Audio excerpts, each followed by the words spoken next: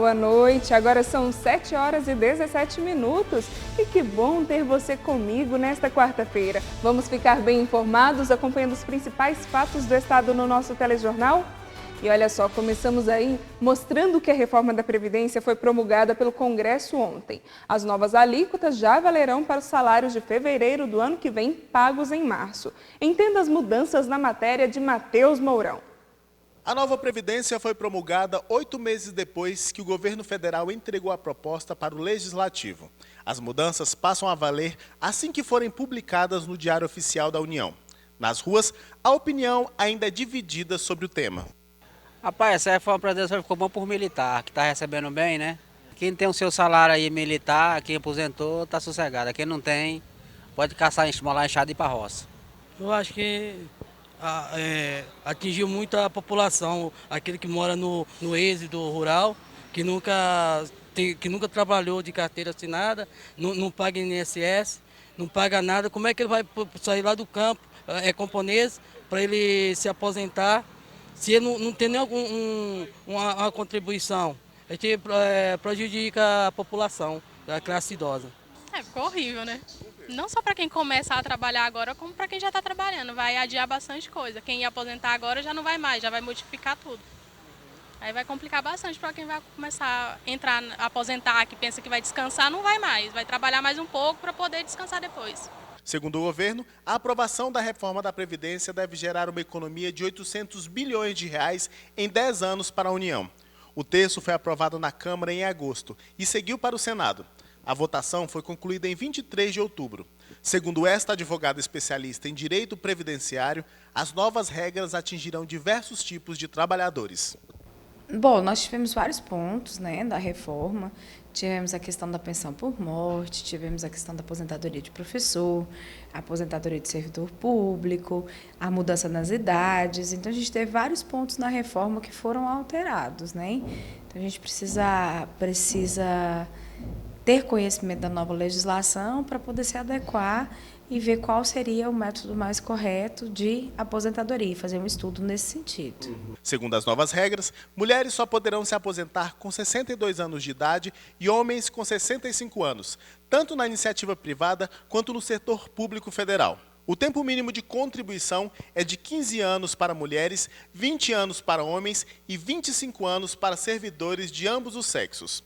Antes das mudanças, eram exigidos 30 anos de contribuição para mulheres e 35 para homens. Trabalhadores rurais continuarão com idade mínima de 55 anos para mulheres e 60 anos para homens.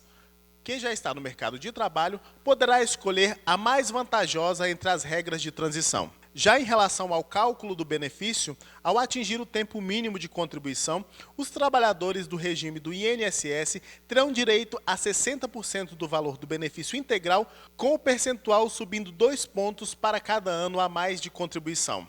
As mulheres terão direito a 100% do benefício quando somarem 35 anos de contribuição. Já os homens só terão direito ao benefício integral quando tiverem 40 anos de contribuição. A concessão do benefício para a pensão também mudou. O beneficiário ele vai receber apenas 50% mais 10% por herdeiro. Então, a gente tem uma perda aí de 50% dos valores referentes à pensão.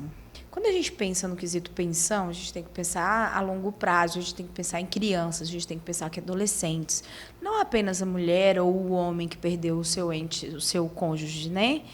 E quando a gente fala no quesito pensão para o menor de idade, a gente pode colocar uma situação hipotética onde um pai e uma mãe assalariado, com salário mínimo cada um, sofrem um acidente de trânsito. O filho menor, de 4 ou 5 ou 6 anos de idade, ele vai passar a receber apenas 50% dos valores referentes dos seus pais. Então, perceba, para uma criança em idade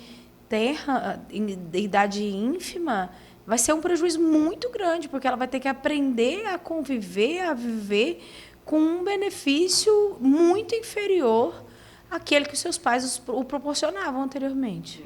Em se tratando do benefício de aposentadoria por invalidez, que hoje é 100% da média dos salários de contribuição para todos, agora passa a ser 60% mais 2% por ano de contribuição que exceder 20 anos.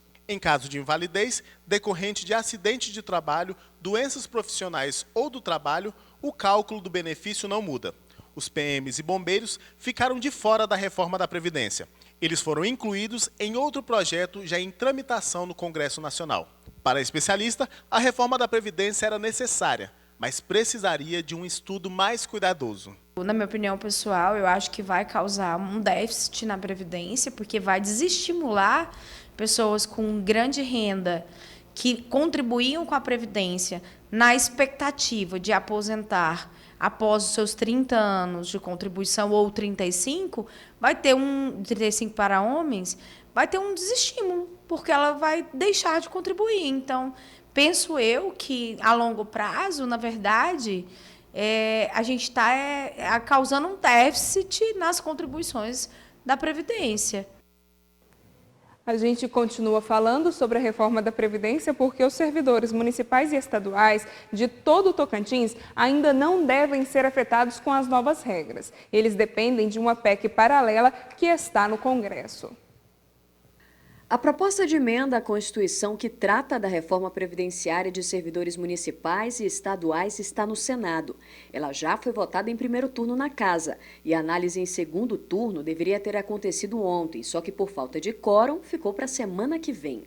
A PEC paralela, como é conhecida, prevê a possibilidade de estados e municípios adotarem as mesmas regras aprovadas no texto principal.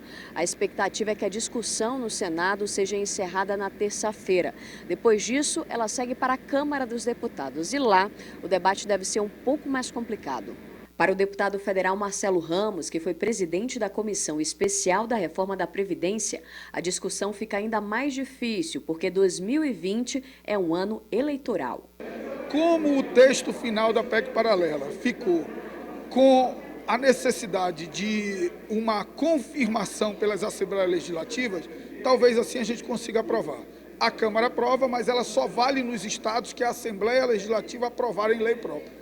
Acho que talvez com esse caminho a gente consiga diminuir as dificuldades. Para começar a valer de vez no Tocantins, quando sair de Brasília, a PEC paralela passa ainda pela Assembleia Legislativa e pelas câmaras municipais de cada cidade. Na manhã de hoje, um homem morreu eletrocutado enquanto fazia reparos na rede elétrica de uma loja de Luzimangues. De acordo com testemunhas, Hilton Vasconcelos, de 39 anos, teria trocado o padrão de energia da loja e recebido uma descarga e uma forte descarga elétrica enquanto trabalhava nas instalações do interior do local. A concessionária responsável pela distribuição de energia disse que recebeu o registro de um acidente, mas que a descarga elétrica aconteceu dentro do prédio e o Corpo de Bombeiros e o SAMU foram acionados, mas a vítima não resistiu aos ferimentos. O corpo do eletricista foi encaminhado para o IML de Palmas. Vale lembrar que, ao todo, 28 acidentes de trabalho já foram registrados no estado somente esse ano. E olha só, vamos agora para o sul do estado, onde uma operação da DEIC contra o tráfico de drogas cumpre mandados judiciais em 3 cidades da região do sul do Tocantins. Ao todo, 7 pessoas foram presas. Logo nas primeiras horas da manhã desta quarta-feira, a Polícia Civil, através da DEIC Sul, cumpriu vários mandados judiciais, não só na cidade de Grupi, mas também em cidades vizinhas. De acordo com os levantamentos feitos pela própria Polícia Civil, através da DEIC, todos os conduzidos aqui para a delegacia teriam envolvimento direto com o tráfico de drogas na região sul do Tocantins. A respeito deste assunto, eu converso com o delegado responsável pelos levantamentos, doutor Rafael Falcão. Doutor, importante sempre estar monitorando indivíduos dados ao crime e aqui alguns já reincidentes. Isso, é uma segunda fase, da operação denominada Macaco. Teve a primeira fase deflagrada em setembro e agora foram realizadas 7 prisões, 4 em flagrante e também cumprimento de várias prisões preventivas, todas decorrentes dessa operação, tudo relacionado a tráfico de drogas. E as prisões aconteceram aqui em Gurupi, em Doeré e na cidade de Peixe. Doutor, essas pessoas tinham ligações entre si e recebiam drogas de qual origem primária? Eles adquiriram droga com um outro investigado, que foi preso na primeira fase, trazendo uma grande quantidade de maconha, 29 tabletes naquela época, no mês de setembro. e todos eles adquiriam essa droga com esse grupo de investigados e repassavam aí nessas cidades, Gurupi, Peixe, Aliança, Doré. Eles podem também responder pela associação para o tráfico, nesse caso? Sim, se ficar configurado aí o vínculo instável entre eles para o tráfico de drogas, eles poderão responder sim pelo crime de associação. Certo, então muito obrigado ao doutor Rafael Falcão. Todos os conduzidos já estão à disposição também do delegado plantonista, onde serão cumpridas as prisões aqui no complexo de delegacias da cidade de Gurupi. As investigações deverão continuar a fim de identificar outras ramificações deste mesmo grupo que recebiam drogas de um indivíduo que tinha o papel de trazê-las, muito provavelmente, da capital goiana para serem distribuídas a microtraficantes aqui na cidade de Gurupi. O Departamento de Trânsito do Tocantins ficará fechado nesta quinta-feira para dedetização. Em nota, o Detran informou que, devido a um número significativo de foco de Aedes aegypti na sede do órgão e de casos comprovados de servidores com dengue e seguindo aí orientações de órgãos de saúde, o prédio será dedetizado na quinta. E para a eficiência do processo, é preciso que o veneno haja aí no local por 72 horas, além da necessidade também da limpeza de possíveis focos e limpeza geral do ambiente. Na segunda-feira, os atendimentos voltam ao normal. E olha só, eu vou para um rápido intervalo, não saia daí, que no próximo bloco vamos mostrar a inauguração de um laboratório para ajudar aí a desvendar crimes no estado do Tocantins. Eu volto já. Voltamos com Notícias Tocantins. E olha só, o governo do Tocantins inaugurou agora à tarde o Laboratório de Genética Forense do Instituto de Criminalística. O laboratório é munido de tecnologia que deve ajudar a resolver crimes no estado. O Instituto de Criminalística do Tocantins agora conta com um laboratório de genética forense, munido de equipamentos necessários que auxiliarão na elucidação de crimes no estado.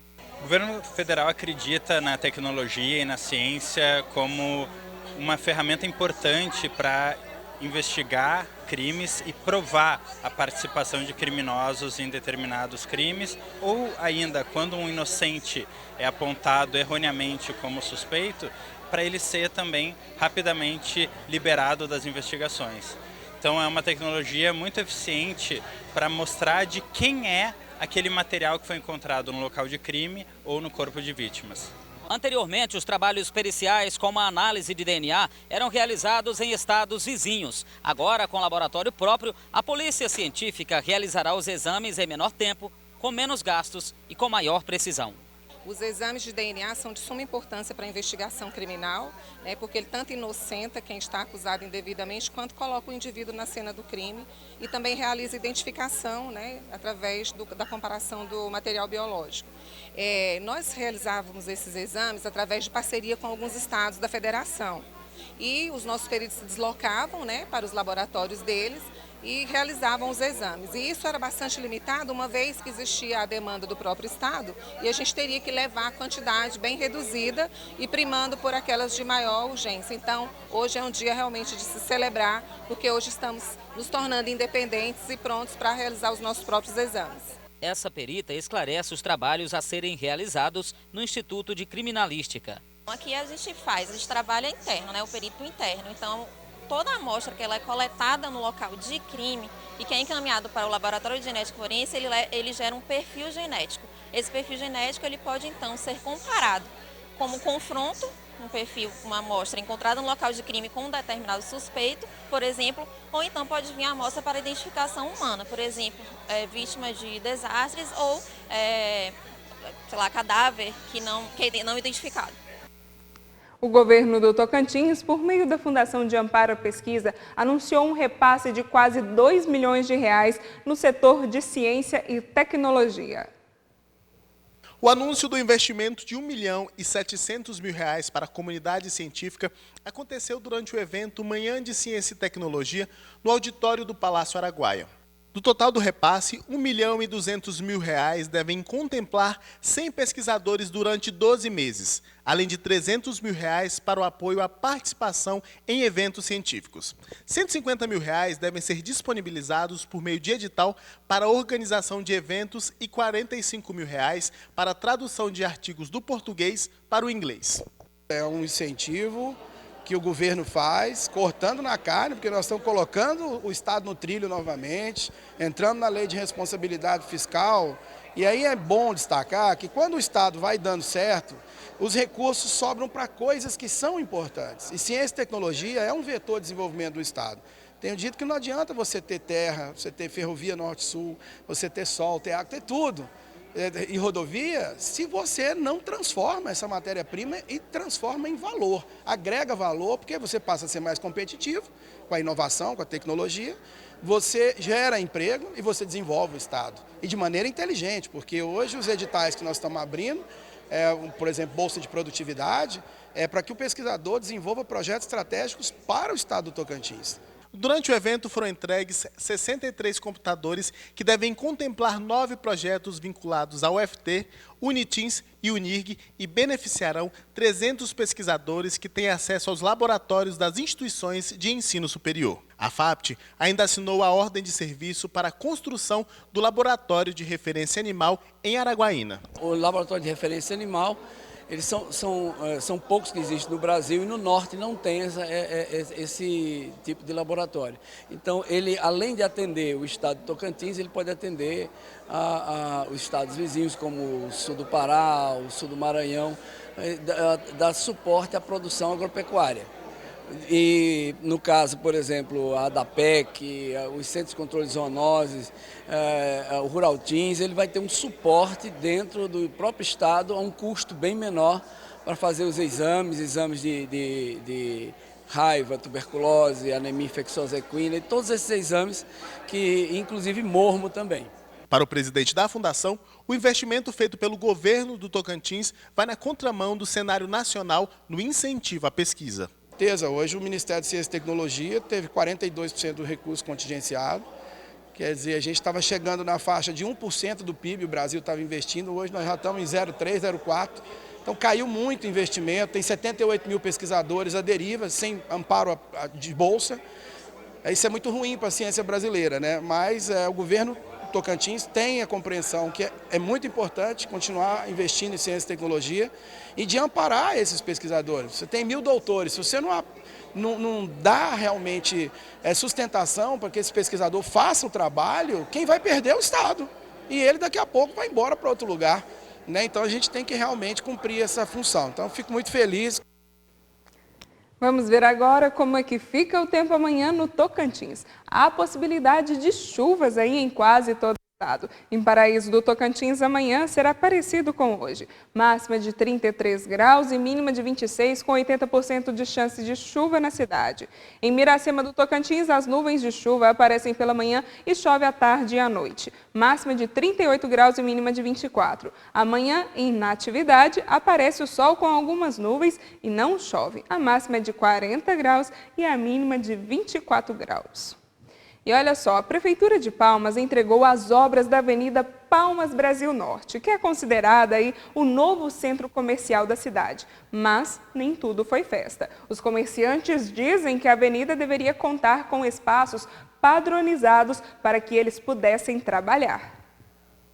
A Avenida Palmas Brasil Norte foi inaugurada na noite desta terça-feira pela prefeita Cíntia Ribeiro. Segundo a prefeitura, o local entre as arnes 41, 51, 53 e 63 é o novo centro comercial da cidade. Nós estamos muito felizes pelo dia de hoje, porque essa obra, ela foi pensada, ela foi desejada e ela foi reivindicada durante muitos anos. Então, o que nós estamos entregando hoje aqui para a população é motivo de muita comemoração por todos nós. A Tatiele diz que a obra foi um avanço para a região, mas que sentiu falta de espaços para os comerciantes como ela trabalharem. Para nós, comerciantes, vai ser legal, entendeu? Mas só tem uma coisa que está bem desregular, igual a gente mesmo aqui, né? Estamos trabalhando hoje aqui, mas amanhã, depois, não vai ter outro lugar para a gente trabalhar, entendeu? Poderia ter assim, uns guichezinhos aqui para a gente trabalhar, entendeu? As ruas ficaram bem largas, poderia estreitar um pouquinho, colocar uns guichês para a gente, entendeu? Porque hoje estamos aqui, mas amanhã onde estaremos? A prefeita Cíntia Ribeiro comentou que, apesar da inauguração, ainda restam adequações a serem realizadas na obra. Uma obra no valor de 7.200.000 está pronta e não existe nenhum motivo para ela não ser entregue. Os ajustes, na realidade, que faltam é de alguns pontos de rampa para acessibilidade e os bolsões de estacionamento que não recebem iluminação nem no projeto da Palmas Brasil Sul e que agora para Palmas Brasil Norte é uma reivindicação a mais que veio dos próprios moradores, dos comerciantes, depois que a obra já estava sendo executada. Eu vou para um rápido intervalo, é rapidinho, não saia daí que eu te espero de volta. Voltamos com Notícias Tocantins. E olha só, vamos falar agora do Novembro Azul, não é mesmo? Falar de saúde. E durante todo esse mês, várias ações estão sendo realizadas para prevenir o câncer de próstata e intensificar a conscientização. No distrito de Luzimangues, uma ação na unidade mista de saúde ofereceu diversos atendimentos em horários especiais aos homens. Na unidade mista de saúde do distrito de Luzimangues, os homens tiveram um dia D para cuidar da saúde e fazer principalmente os exames de prevenção do câncer de próstata. O preventivo básico do câncer de próstata, você faz o exame do toque, que é necessário para você ver se tem algum caroço na próstata, ver o ultrassom, por onde, ultrassom endorretal, e faz o exame de sangue, que é o PSA. Convém lembrar que só o exame de sangue não é fundamental, porque de cada 100 pacientes que já têm o câncer de próstata, 20 têm um PSA normal. Então, só o exame de sangue não vai adiantar. Ainda hoje tem que fazer, sim, o exame do toque e o exame do PSA. O senhor Antônio não é muito de ir ao médico, mas atendeu ao chamado do Novembro Azul. Eu vim pelo seguinte, que eu fiquei sabendo um anúncio na televisão, né? Aí a gente da cidade que está, de 40 anos para frente, tem que procurar o médico para poder saber o que está sentindo, né? E aí eu acho que é importante para todos nós, né? Da cidade, 40 anos para cá, é importante fazer esse tipo de exame e cuidar da saúde, né? Já o senhor Eurípides sabe bem a importância de cuidar da saúde. A prioridade da gente é a saúde, né? A gente tem que encarar com a coisa que é meio difícil, mas tem que encarar como a realidade é essa mesmo, né? Para o senhor não é problema algum fazer os exames? Não, para mim não é problema nenhum, não. Além de Luzimangues, Palmas também tem intensificado os atendimentos aos homens durante o Novembro Azul, com horário diferenciado nas unidades de saúde, como é o caso do Centro de Saúde da Comunidade de Taquaruçu Grande, que está com atendimento noturno a partir das 19 horas. O Novembro Azul ele é voltado juntamente para os homens. O que a gente fez? Um mutirão para estar trazendo os homens, para estar consultando, para poder estar vendo o seu problema. E o Notícias Tocantins de hoje vai ficando por aqui. Muito obrigada pela sua companhia e acesse agora o Instagram, @SBT Tocantins, e vamos para a live. Uma boa noite e até amanhã.